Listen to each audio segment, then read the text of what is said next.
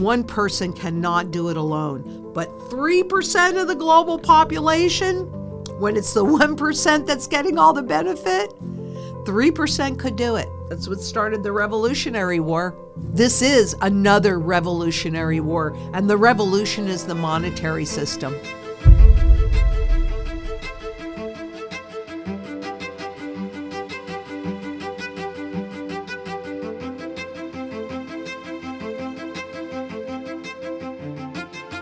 You know, we've been talking an awful lot about the great debasement debate and how that's rippling across world markets.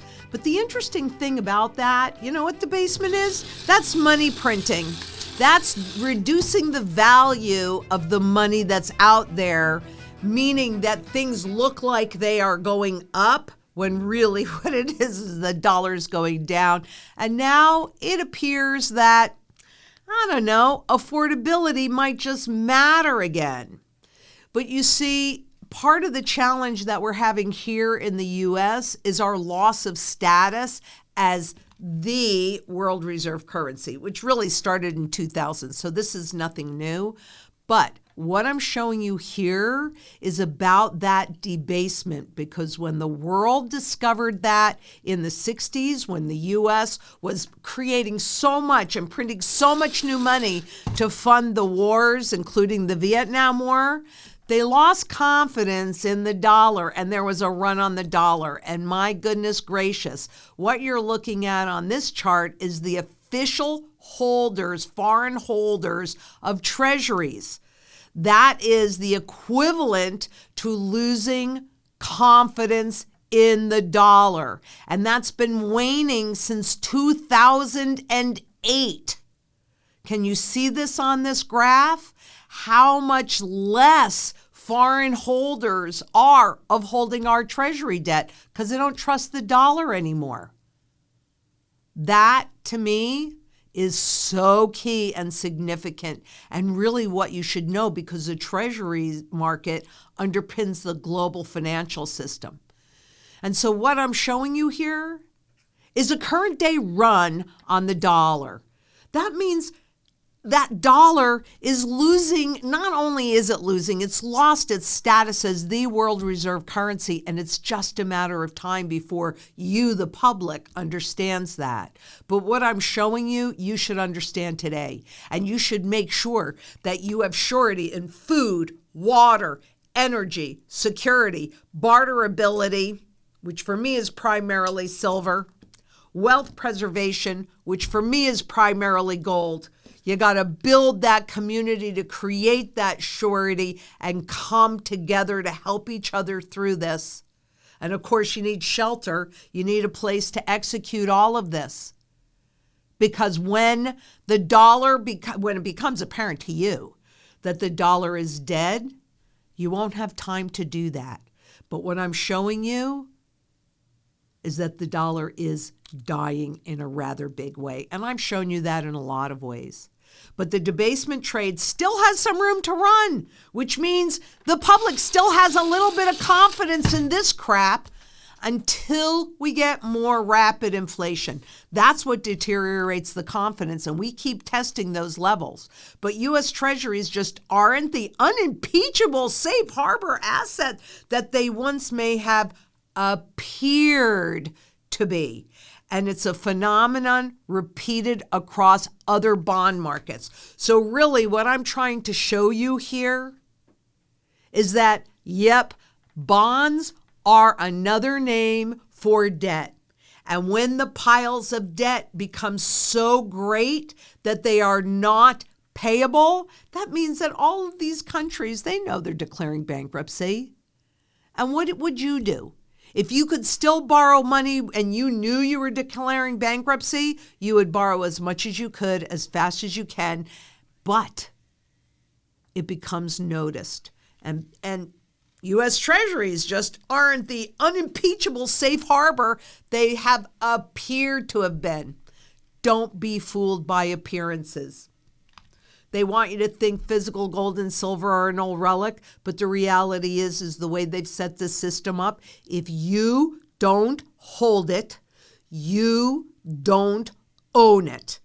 And according to the Bank for International Settlements, gold is the only financial asset that runs zero counterparty risk.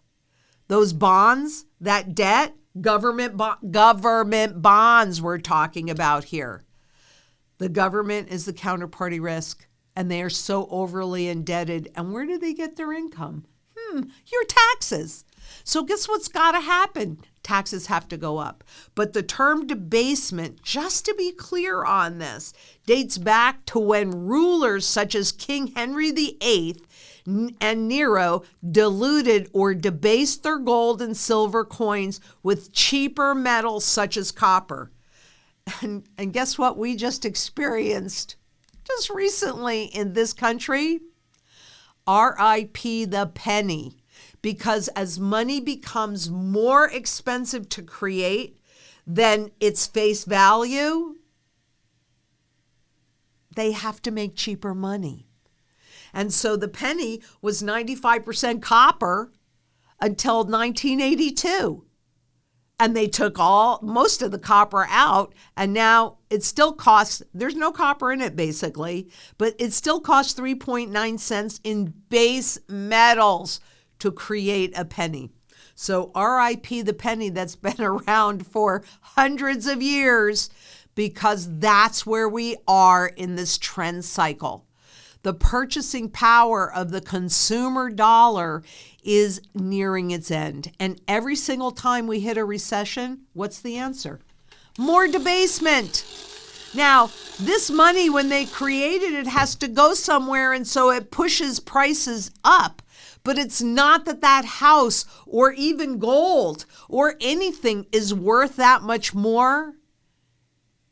What I'm showing you here, it's that the dollar is worth that much less.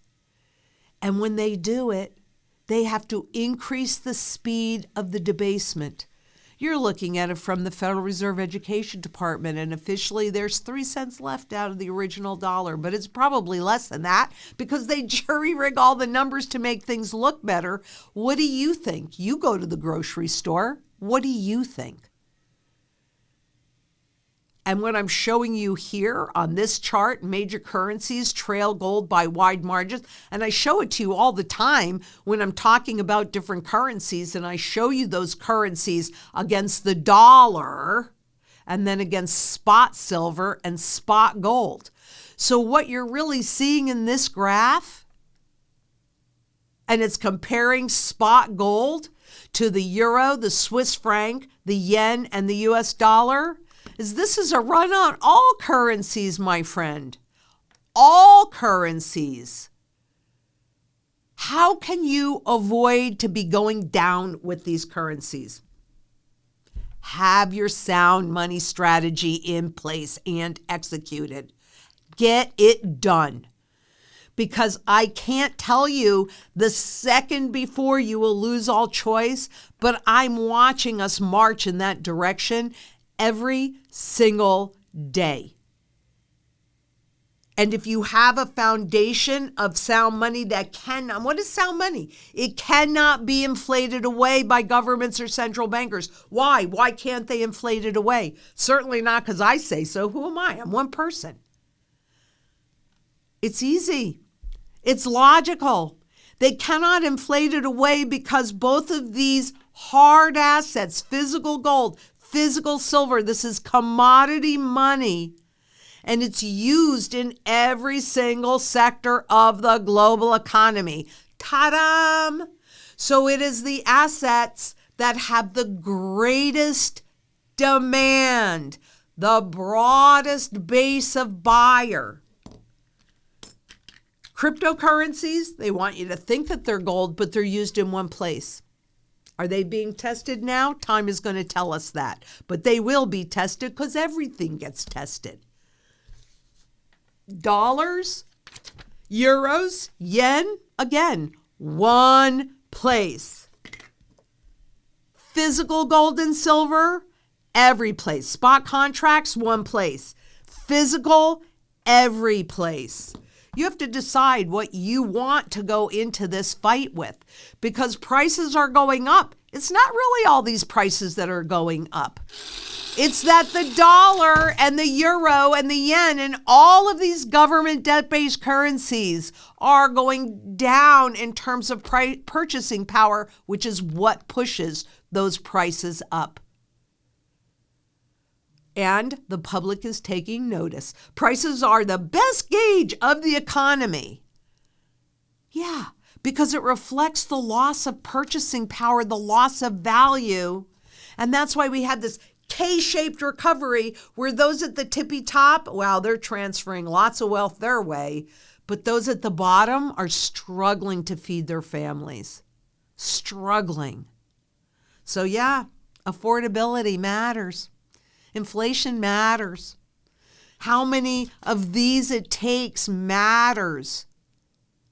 And we're seeing a shift in power. And I really wish, we saw what happened in the midterm elections where you had Mondami, an open socialist, win in New York. But what are they fighting for?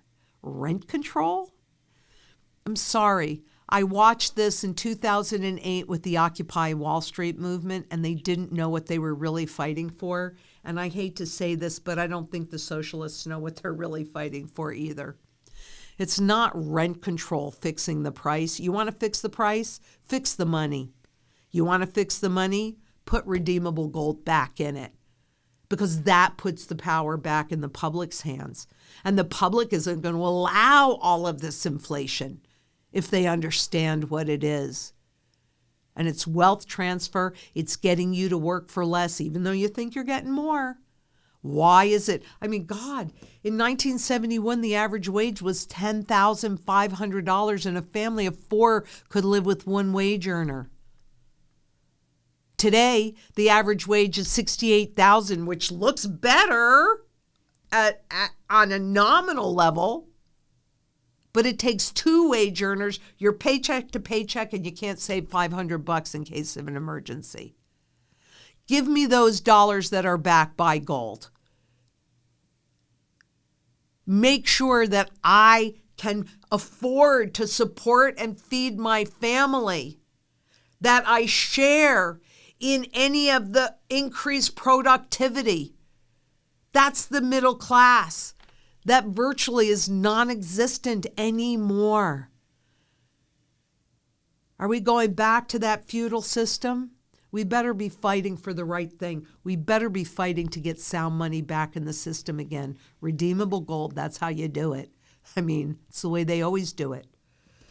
But because of the losses to the Democrats, the Republicans readies tariff cuts and trade deals in an affordability push.